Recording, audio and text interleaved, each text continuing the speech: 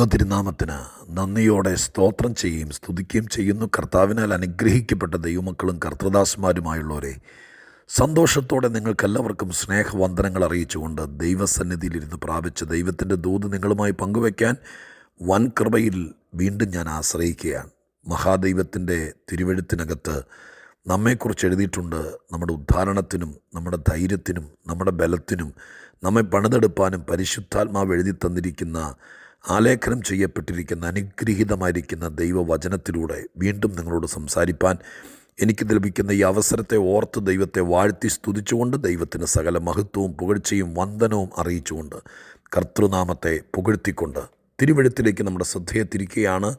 പ്രാർത്ഥനയോടെ ശ്രദ്ധാപൂർവം നമുക്ക് ഇന്നത്തെ തിരുമൊഴികൾക്കായി കാതോർക്കാം. അപ്പോസ്തല പ്രവൃത്തി 25-ാം അധ്യായം 14-ാമത്തെ വാക്യം വായിച്ചുകൊണ്ട് ചില ചിന്തകൾ പങ്കുവയ്ക്കാൻ കർത്താവിൽ ശരണപ്പെടുന്നു. അപ്പോസ്തല പ്രവൃത്തി 25-ാം അധ്യായം 14-ാമത്തെ വാക്യം. കുറേ നാൾ അവിടെ പാർക്കുമ്പോൾ ഫെസ്തോസ് പൗലോസിൻ്റെ സംഗതി രാജാവിനോട് വിവരിച്ചു പറഞ്ഞത്, ഫെലിക്സ് വിട്ടേച്ചു പോയൊരു തടവുകാരൻ ഉണ്ട്.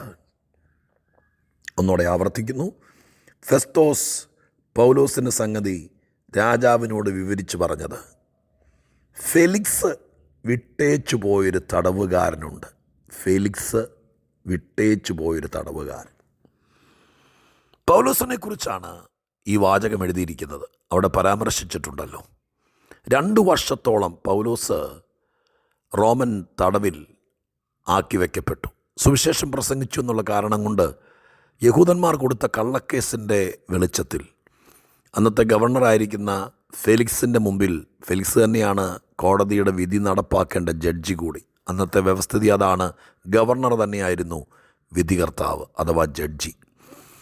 അങ്ങനെ ഫെലിക്സ് എന്ന് പറയുന്ന ദീർഘകായകനായ, അധികം കാലം യഹൂദ നാടിനെ ചുറ്റിപ്പറ്റി ഗവർണറായിരുന്ന റോമൻ സർക്കാരിൻ്റെ പ്രതിനിധിയായി കൈസർ നേരിട്ട് സ്ഥാനാരോഹണം കൊടുത്ത് ആക്കി വച്ചിരുന്ന ഫെലിക്സിൻ്റെ വിചാരണയിൽപ്പെട്ട ഒരു കേസായിരുന്നു പൗലോസിൻ്റെ കേസ്. അപ്പോസ്തല പ്രവൃത്തിയുടെ പുറകിലെ അധ്യായങ്ങൾ പരിശോധിച്ചാൽ 2 വർഷത്തോളം പൗലോസിനെ ഫെലിക്സ് തടവിൽ സൂക്ഷിച്ചു. പൗലോസിനെ വിളിച്ചു വരുത്തും, പക്ഷേ പൗലോസിൻ്റെ കേസിൻ്റെ വിധി പറയില്ല. പൗലോസ് ഫെലിക്സിന് ദ്രവ്യം കൊടുക്കും അഥവാ കൈക്കൂലി കൊടുക്കും, പച്ചയ്ക്ക് പറഞ്ഞാൽ എന്ന് വിചാരിച്ചു. ജഡ്ജി കൈക്കൂലി മേടിക്കുക, എന്താ ആക്ഷേപിക്കപ്പെട്ട കാര്യമാണത്. അങ്ങനെ ഫെലിക്സ് പൗലോസ് ദ്രവ്യം കൊടുക്കുമെന്ന് വിചാരിച്ച് പലപ്പോഴും വിളിച്ചു വരുത്തും. പൗലോസാകട്ടെ 10 പൈസ ദൈവത്തിന് നീതി വിട്ട ഒരു കാര്യത്തിനും ചെയ്യുന്നവനല്ല. ഈ കർത്തൃദാസന്മാരുടെയൊക്കെ കയ്യിൽ വരുന്നത് പാവപ്പെട്ട ദൈവത്തിൻ്റെ മക്കൾ സ്തോത്രകാഴ്ച കൊടുക്കുന്നതോ ദൈവത്തിൻ്റെ സന്നിധിയിൽ ദൈവത്തിന് കൊടുക്കുന്നത് പോലെ ദൈവദാസന്മാരുടെ കൊടുക്കുന്നതാണ്. അതെടുത്ത് കൈക്കൂലി കൊടുക്കാനും അത് ആഡംബരത്തിന് ചെലവഴിക്കാനൊക്കെ ചെയ്യുന്നത് നീതിബോധമുള്ളൊരു ദൈവദാസനെ സംബന്ധിച്ചിടത്തോളം ബുദ്ധിമുട്ടുള്ള കാര്യമാണ്. അതുകൊണ്ട് പൗലോസിൻ്റെ കയ്യിൽ അഥവാ 10 രൂപയുണ്ടെങ്കിൽ അത് ദൈവമക്കളുടെ കണ്ണീരിൻ്റെയും വേർപ്പിൻ്റെയും അവർക്ക് ദൈവത്തോടുള്ള പ്രതിബദ്ധതയുടെയും ഒരു പ്രതിഫലം മാത്രമാണ്. അതാണ് അദ്ദേഹത്തിൻ്റെ കയ്യിലിരിക്കുന്നത്. അതെടുത്ത് കൈക്കൂലി കൊടുക്കുക എന്ന് പറയുന്നത് ദൈവസന്നിധിയിൽ ദോഷമെന്ന പരിജ്ഞാനം അദ്ദേഹത്തെ ഭരിക്കുന്നതുകൊണ്ട് ഒരിക്കലും പൗലോസിന് തയ്യാറായില്ല. അതിലുപരി സ്വർഗത്തിൽ ഒരു ന്യായാധിപതി ഉണ്ടെന്നും എൻ്റെ കേസ് ഈ ഭൂമിയിലെ ആര് വാദിച്ചാലും ആര് വിധിച്ചാലും എൻ്റെ ഉടയവൻ സ്വർഗത്തിലാണെന്നും അവൻ്റെ കയ്യിലാണ് ന്യായമായി വിധിക്കുന്നവൻ അവനാണെന്നും അവൻ്റെ കയ്യിലാണ് എൻ്റെ ഭാവിയെന്നും ഉറപ്പുള്ള പൗലോസ് അതിനുവേണ്ടി തന്നെ കാത്തിരിക്കുക. ഇച്ചിരി താമസിച്ചു എന്നുള്ള സത്യമാണ്. 2 വർഷക്കാലം തടവിൽ സൂക്ഷിച്ചു. ഇതിനിടയിൽ പലവട്ടം വിചാരണയ്ക്ക് വിളിച്ചു. വിധി പറയില്ല. അങ്ങനെ 2 വർഷത്തോളത്തോളം എൻ്റെ ഭാഷയിൽ പറഞ്ഞാൽ ഫെലിക്സ് പൗലോസിൻ്റെ കാര്യങ്ങൾ കൈകാര്യം ചെയ്യുമെന്നോർത്ത് ദൈവവും കാത്തിരുന്നു. പക്ഷേ ഫെലിക്സ് പൗലോസിൻ്റെ കാര്യത്തിൽ യാതൊരു താല്പര്യവും കാണിച്ചില്ല. ഇതറിഞ്ഞ ദൈവം ഫെലിക്സിനെ ആ സ്ഥാനത്ത് നിന്ന് നിഷ്കാസനം ചെയ്തു. അവിടെ നിന്ന് പറിച്ചെറിഞ്ഞു എന്ന് വേണം പറയാൻ. പകരം ഫെസ്തോസ് എന്ന് പറയുന്നൊരു ചെറുപ്പക്കാരൻ ജഡ്ജിയായി, ഗവർണറായി അവരോധിക്കപ്പെട്ടു. അദ്ദേഹം ഗവർണർ സ്ഥാനത്തേക്ക് വന്നതിൻ്റെ 3-ാം നാൾ യെരുശലേമിൽ ചെന്ന് മഹാപുരോഹിതനെ കണ്ടു. തിരിച്ചു വന്നു. 8 ദിവസങ്ങൾക്ക് ശേഷം പൗലോസിൻ്റെ കേസ് എടുക്കുകയാണ്.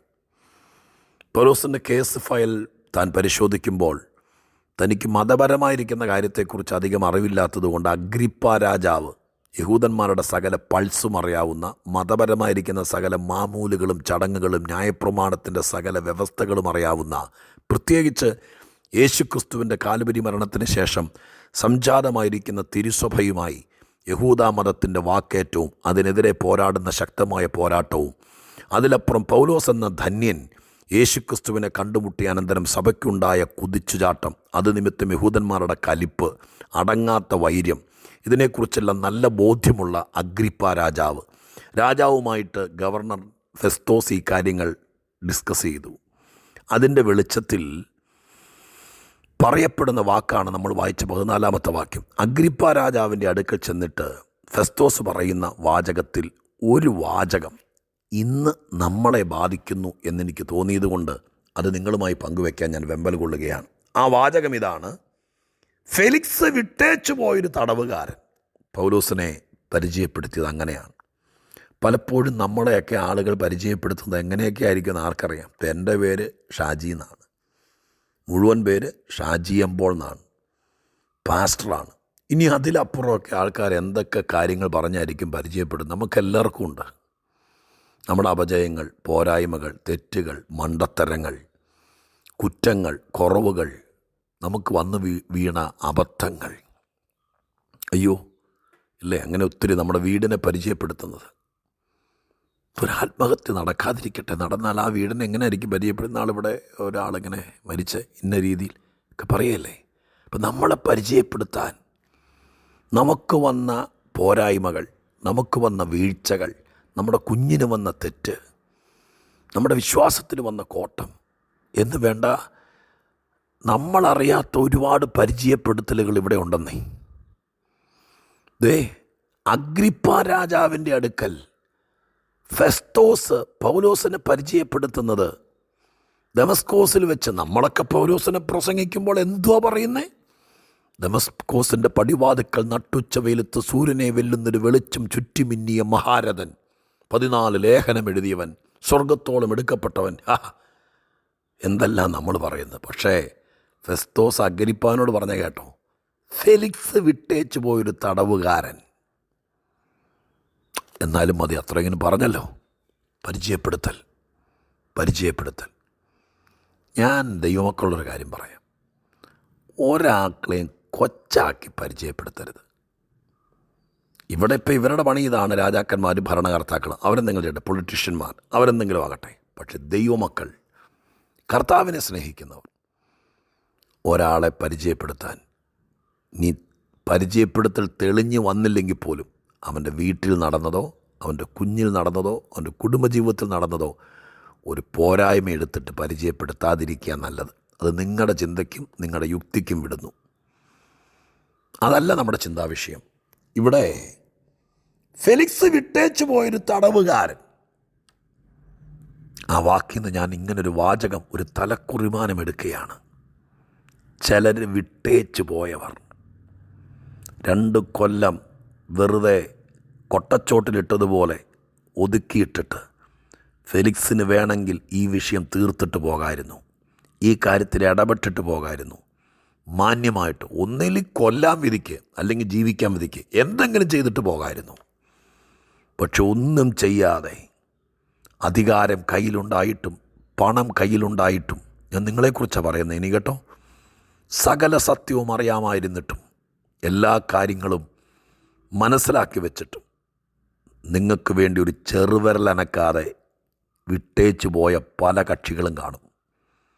രക്തബന്ധങ്ങൾ, കൂടെ പഠിച്ചവർ, കൂടപ്പറപ്പുകൾ, കൂട്ടുകാർ, സ്നേഹിച്ചവർ, ഒരുപാട് നമ്മുടെ കയ്യിൽ നിന്ന് കൈത്താങ്ങലുകൾ ഏറ്റുവാങ്ങിയവർ.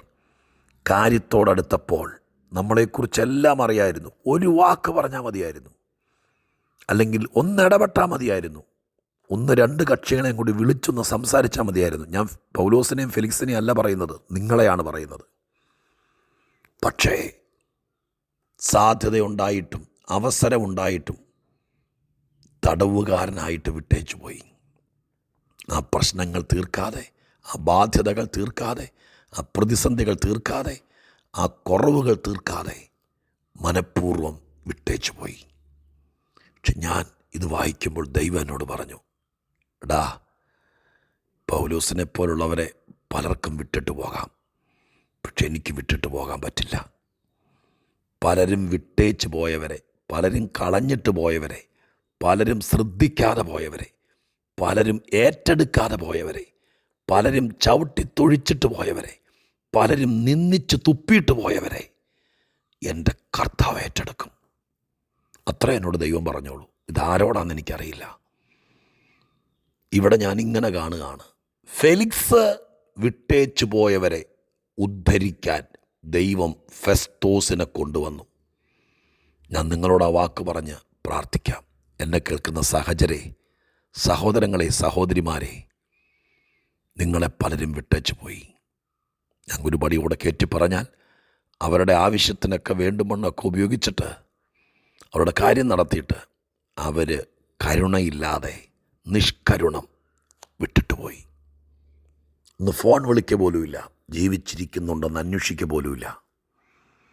പക്ഷേ നിന്നെ ദൈവത്തിന് വേണം, നിന്നെ സമൂഹത്തിന് വേണം. നീ നിലനിൽക്കേണ്ടത് ദൈവത്തിൻ്റെ ആവശ്യമാണ്. പൗലോസേ, ഫെലിക്സൻ ഇട്ടിട്ട് പോട്ടെ, പക്ഷെ നിന്നെ ഉദ്ധരിക്കാൻ ദൈവം ഒരു ഫെസ്തോസിനെ എഴുന്നേൽപ്പിക്കും. പരിശുദ്ധാത്മ നിയോഗത്തോടെ, ദൈവാത്മാവിൻ്റെ പ്രേരണയോടെ ഞാൻ ഈ സന്ദേശം നിങ്ങളിലേക്ക് അയക്കുകയാണ്. ഈ ഏപ്രിൽ മാസത്തിൽ പലരും നിങ്ങളെ വിട്ടിട്ട് പോയി, പലരും നിങ്ങളെ മറന്നിട്ട് പോയി, പലരും നിങ്ങളെ കളഞ്ഞിട്ട് പോയി, പലരും നിങ്ങളെ വേണ്ടെന്ന് പറഞ്ഞിട്ട് പോയി, ചിലർ നിങ്ങളെ ഇട്ടിട്ട് പോയി. പക്ഷെ നിങ്ങളെ ദൈവം കളയില്ല. ദൈവത്തിന് കളയാൻ പറ്റില്ല, ദൈവത്തിന് ഇട്ടിട്ട് പോകാൻ പറ്റില്ല. അതുകൊണ്ട് കർത്താവുമായിട്ടൊരു അഭേദ്യ ബന്ധമുള്ളവർ എന്നെ കേൾക്കുന്നെങ്കിൽ, വീണ്ടെടുപ്പിൻ്റെ വിലയായ കുഞ്ഞാടിൻ്റെ ചോര നിങ്ങൾക്ക് വേണ്ടി കെട്ടിവെച്ചിട്ടുണ്ടെന്ന് നിങ്ങൾ വിശ്വാസത്തോടെ മനസ്സിലാക്കിയിട്ടുണ്ടെങ്കിൽ, നിങ്ങളെ കഴിഞ്ഞ നാളുകളിൽ കളഞ്ഞിട്ട് പോയവരുടെ നടുവിൽ എൻ്റെ കർത്താവ് ഒരു ഉദ്ധാരകൻ എഴുന്നേൽപ്പിക്കും. നിങ്ങൾക്കൊരവസരം വരുന്നുണ്ട്. ഞാൻ ആ വാചകം ഒന്നോടെ പറഞ്ഞ് പ്രാർത്ഥിക്കട്ടെ. ഫെലിക്സ് വിട്ടേച്ചു പോയൊരു തടവുകാരൻ ഉണ്ട്. ഫെലിക്സ് വിട്ടേച്ചു പോയ തടവുകാരൻ, ആ തടവുകാരനെ ദൈവം വീണ്ടും ഉദ്ധരിച്ചു. ആ തടവുകാരനെ വീണ്ടും പലർക്ക് ഉപകാരിയാക്കി, പല പ്രശ്നങ്ങളെ ഒഴിവുള്ളവനാക്കി. കാറ്റും കോളും തകർത്ത കപ്പലിനകത്ത് 276 പേരുടെ ഉദ്ധാരകനാക്കി. നിങ്ങൾക്കിനിയും ചാൻസ് ഉണ്ട്. ചിലർ നിങ്ങളെ കളഞ്ഞിട്ട് പോയി, അതുകൊണ്ട് നിങ്ങൾ മരിക്കുമൊന്നും വേണ്ട, നിങ്ങൾ തകരണ്ട. ആരോ നിങ്ങളെ ഉദ്ധരിക്കും. ഇനി നിങ്ങളെ ദൈവം വീണ്ടും ഉപയോഗിക്കും. പ്രാർത്ഥിക്കട്ടെ. പരിശുദ്ധ ദൈവമേ, ഞങ്ങളുടെ സ്വർഗീയ പിതാവേ, ഈ വാചകത്തിനായി സ്തോത്രം. ചിലർ വിട്ടേച്ചു പോയവരെ ദൈവത്തിന് ആവശ്യമുള്ളത് കൊണ്ട് ചിലരെ എഴുന്നേൽപ്പിച്ചവരെ പുറത്തു കൊണ്ടുവന്നു, ചങ്ങല ഊരി ആമം തകർത്തു. പരിശുദ്ധ ദൈവത്തിൻ്റെ പരിപാവനമായിരിക്കുന്ന പ്രവർത്തനങ്ങൾക്ക് വിധേയപ്പെടുത്തി അവർ വീണ്ടും പ്രാർത്ഥിച്ചു, ശുശ്രൂഷ ചെയ്തു, ദൈവത്താൽ ഉപയോഗിക്കപ്പെട്ടു. നാഥ, ഇന്നത് കേൾക്കുന്ന പലരെയും, ചിലരൊക്കെ വിട്ടിട്ട് പോയതാ, കളഞ്ഞിട്ട് പോയതാ, ഉപേക്ഷിച്ചിട്ട് പോയതാ, അവരെ കൂടി ഒന്ന് ചേർത്ത് പിടിക്കണേ. ഇത് കേൾക്കുന്നവരെ കർത്താവൊന്ന് കരുതിയേക്കണേ. കരയാനല്ല, ധൈര്യപ്പെടാൻ ഈ ദൂതുതകണമേ. ഞാൻ അതിനായി പ്രാർത്ഥിക്കുന്നു, യേശുക്രിസ്തുവിൻ്റെ നാമത്തിൽ തന്നെ. ആമേൻ.